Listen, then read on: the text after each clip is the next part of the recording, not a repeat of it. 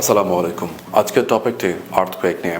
আর earthquake নিয়ে কেন আজকে টপিকটি হচ্ছে সেরিয়া বলার অপেক্ষা রাখে না, কারণ তুর্কি এবং সিরিয়া ওয়েক স্কেলস 3000, আর যখন আমরা এই ভিডিওটি শ্যুট করছি ততক্ষণে এটি 5000 পার হয়ে গেছে।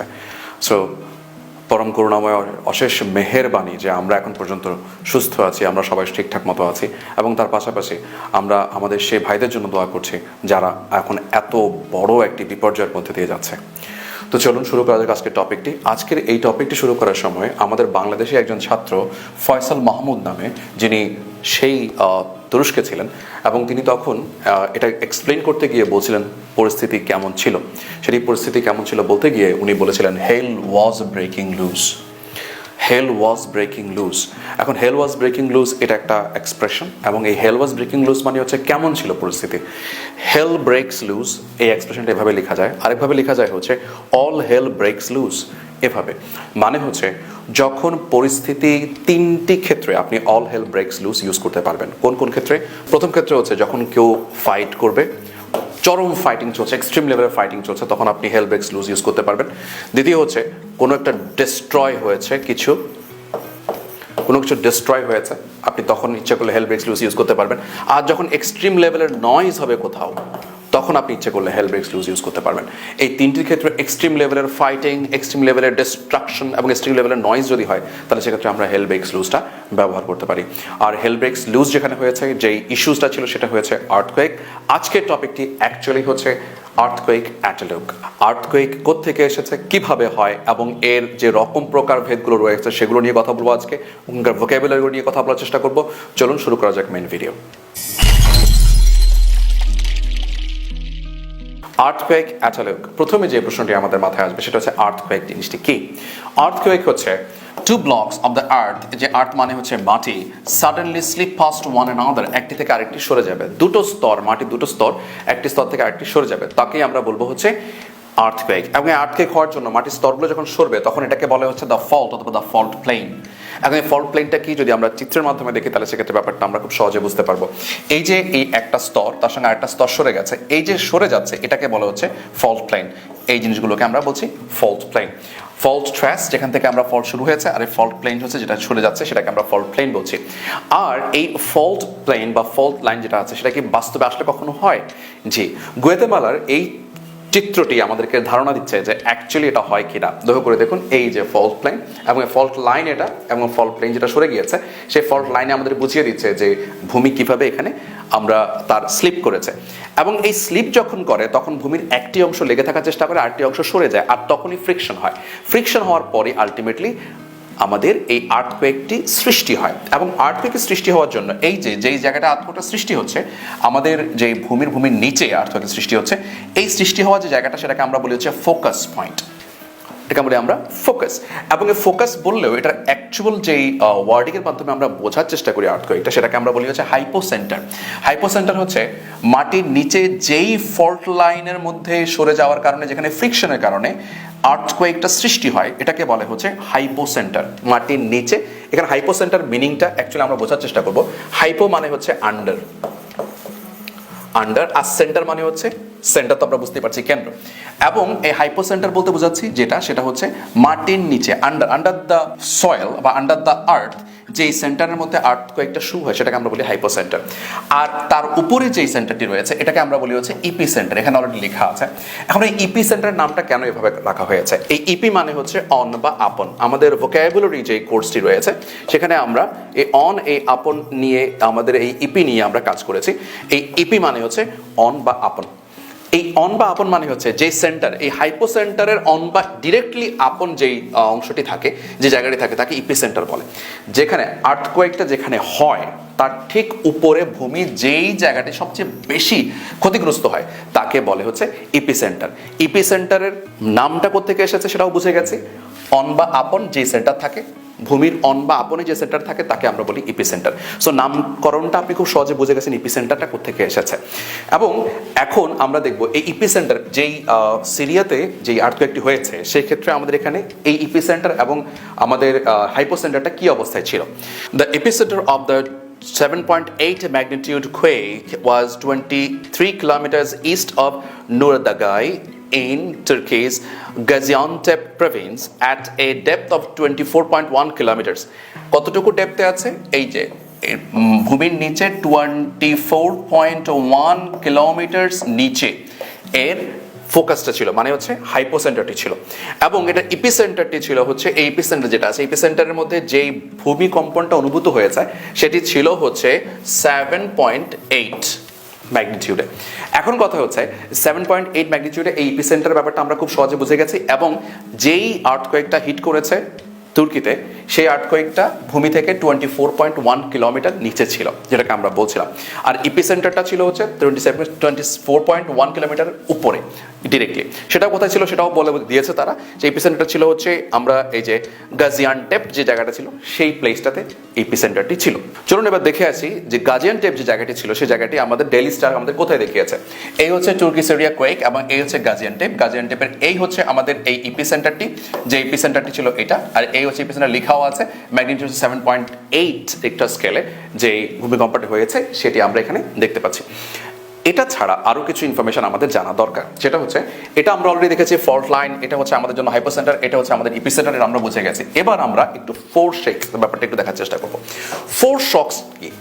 ফোর্স শকস হচ্ছে, ফোর মানে হচ্ছে পূর্বে, ফোর মানে হচ্ছে এই, ফোর্স মানে হচ্ছে বিফোর, ফোর মানে হচ্ছে বিফোর। আর্থকোয়েকের ক্ষেত্রে ফোর্স শকস একটা ইম্পর্টেন্ট ইস্যু।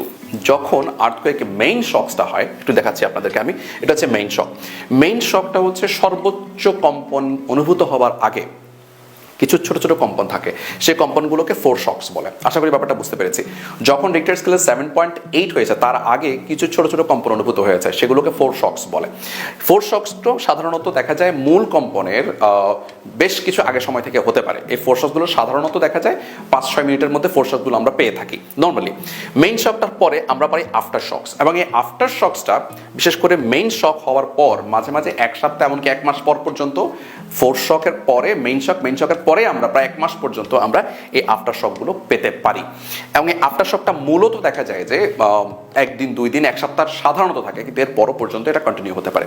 এবং আজকে আমরা দেখেছি যে 7.8 রিক্টার স্কেলে যাওয়ার পর আমরা 5.7 এই রিক্টার স্কেলেও কিছু কম্পন অনুভূত হয়েছে তুর্কিতে, সেই ব্যাপারটা আমরা মোটামুটি আফটার শক হিসাবে বুঝতে পারবো।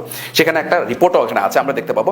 আর ম্যাগনিটিউড মানে হচ্ছে যে হারে কম্পনটা অনুভূত হয়েছে সর্বোচ্চ পর্যায়ে, যেখানে এপিসেন্টারের সবচেয়ে হাইস্ট যে কম্পনটা অনুভূত হয়েছে সেই ম্যাগনিটিউডটাকে সেটা মিন করে। এটা হার বা তীব্রতা বোঝানোর জন্য ম্যাগনিটিউড বলা হয়ে থাকে।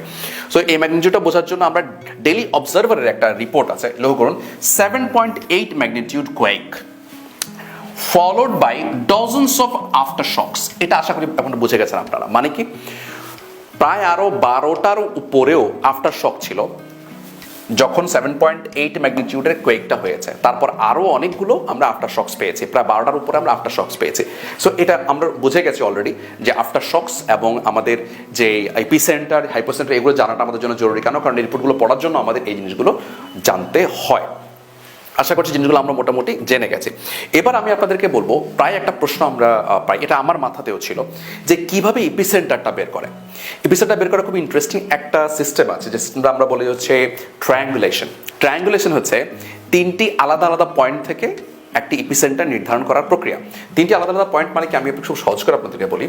ধরুন এই যে এখানে 3টা ডট দেখতে, সেই 3টি ডট আমি দেখাচ্ছি আপনাকে। এই 3টি ডট, এই 3টি ডট থেকে 3টি যন্ত্রের মাধ্যমে আমরা সর্বোচ্চ যে কম্পনটা অনুভূত হয় এবং কতটুকুর মধ্যে আছে কম্পনটা অনুভূত হয়েছে সেটা তারা নিয়ে তারা একটা রেডিয়াস নির্ণয় করে। এই যন্ত্র থেকে এই রেডিয়াসটা, এই যন্ত্র থেকে এই রেডিয়াসটা এবং এই যন্ত্র থেকে এই রেডিয়াসটা, 3টা যন্ত্রের রেডিয়াসের মধ্যে যেই 3টি বিন্দু যেই বিন্দুতে মিলিত হবে, এই যে এই বিন্দুতে মিলিত হয়েছে, এই বিন্দুতে মিলিত হয়েছে, যেই বিন্দুতে মিলিত হবে সেই বিন্দুটাই হচ্ছে এপিসেন্টার। আর এই তুর্কি সিরিয়াতে যে আমাদের এই কোয়েকটা হয়েছে সেখানে আমরা গাজিয়ানটেপ যে জায়গাটি রয়েছে সেটি ছিল আমাদের এপিসেন্টার। এখন একটা প্রশ্ন আমাদের কাছে এখানে আসে যে কিসের মাধ্যমে আমরা এই যে কম্পনগুলো নির্ণয় করি সেগুলো কিসের মাধ্যমে করে থাকি। প্রথম কথা হচ্ছে যে কম্পনগুলো হয় এগুলোকে আর্থের সিসমিক মুভমেন্ট বলে। সিসমিক মুভমেন্ট, সিসমিক মানে হচ্ছে বেসিক্যালি কম্পন বা শেক, ওখান থেকে এসেছে। ওখান থেকে সিসমিক মুভমেন্ট থেকে আসছে সিসমোগ্রাফ। সিসমোগ্রাফ হচ্ছে অলরেডি এটা আমাদের পিএসসির একাধিকবার আসা প্রশ্ন, এটি সিসমোগ্রাফ এবং এপিসেন্টারও আসা প্রশ্ন অলরেডি। সিসমোগ্রাফ হচ্ছে যেই গ্রাফের মাধ্যমে, যেই যন্ত্রের মাধ্যমে আমরা ভূমিকম্প নির্ণয় করে থাকি, ভূমিকম্পের তীব্রতা নির্ণয় করে থাকি, ওটাকে আমরা বলি সিসমোগ্রাফ। যারা এটি নির্ণয় করে থাকেন তাদেরকে বলে সিসমোলজিস্ট। আর সিসমোগ্রাফের পূর্বতন নাম যেটা ছিল সেটা ছিল সিসমোমিটার, কিন্তু এখন যেটির মাধ্যমে আমরা এখন নির্ণয় করে থাকি এটাকে আমরা বলি seismograph.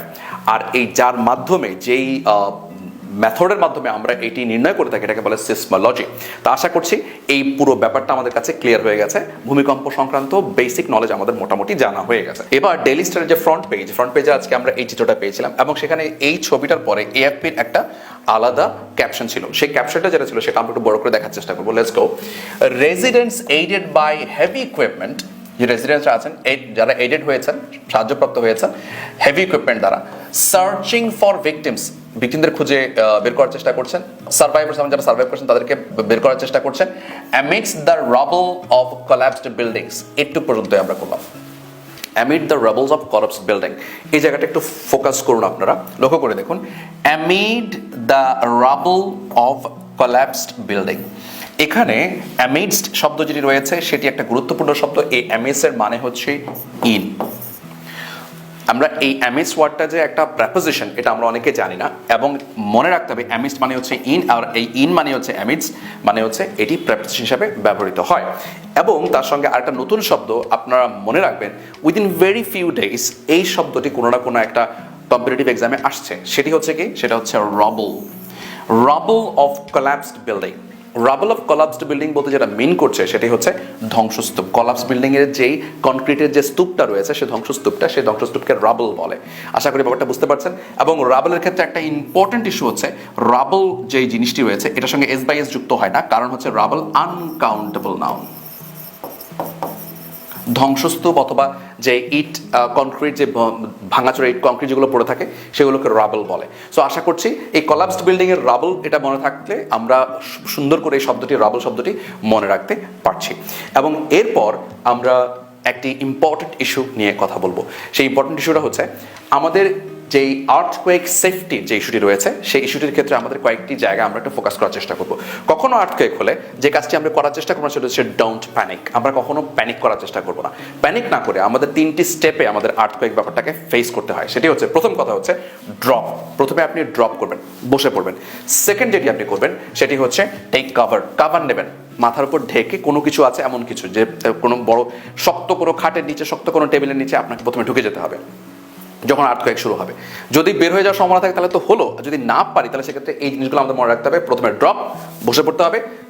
Next take cover, cover নিতে হবে। কাভার নেওয়ার পরে আমরা যেটা করবো সেটা হচ্ছে হোল্ড অন, কোনো কিছু শক্ত করে ধরে বসে থাকতে হবে, কোনো শক্ত করে ধরতে হবে এবং ধরে আমাদের সেফটির ব্যাপারটা এনশিওর করতে হবে। যদি পারি বেরিয়ে যাব, আর যদি বেরোতে না পারি তাহলে প্রথমে এই drop, take cover and hold on, এই 3টি স্টেপের মাধ্যমে নিজেদেরকে সেফ রাখার চেষ্টা করব। আর আমাদের এই নিউজ পেপার রিডিং এবং অ্যানালাইসিস ওয়ার্কশপ সম্বন্ধে আপনাদের নতুন করে কিছু বলার নেই। এটি সম্বন্ধে জানতে চাইলে খুব সহজে যে কাজটি করবেন সেটি হচ্ছে আমাদের ইনবক্সে নক করবেন। ইনবক্সে নক করলে আপনারা বাকি ইনফরমেশনগুলো পেয়ে যাবেন। আর আপনাদের জন্য একটা ছোট্ট প্রশ্ন রয়েছে। আপনাদের জন্য প্রশ্ন হচ্ছে, let's have the question, which body part will you cover first? যখন আর্থকোয়েক হবে তখন which body part will you cover first? আপনি ড্রপ করলেন, আপনি কাভার করলেন, আপনি হোল্ড করলেন, তারপরে কোন বডি পার্ট আপনি কভার করার চেষ্টা করবেন প্রথমে, সেটা দেখার চেষ্টা করবো আমরা। আমাদের কমেন্ট সেকশনে সবাই লিখুন। যদি কেউ না জেনে থাকে তাহলে সেক্ষেত্রে তারা আপনাদের কমেন্টের মাধ্যমে জেনে যাবে। এবং এতক্ষণ ধরে আমাদের সঙ্গে থাকার জন্য ধন্যবাদ। তুর্কি এবং সিরিয়ার আমাদের যে ভাইয়েরা আছে যারা মারা গেছে তাদের রুহের মাগফিরাত কামনা করছি।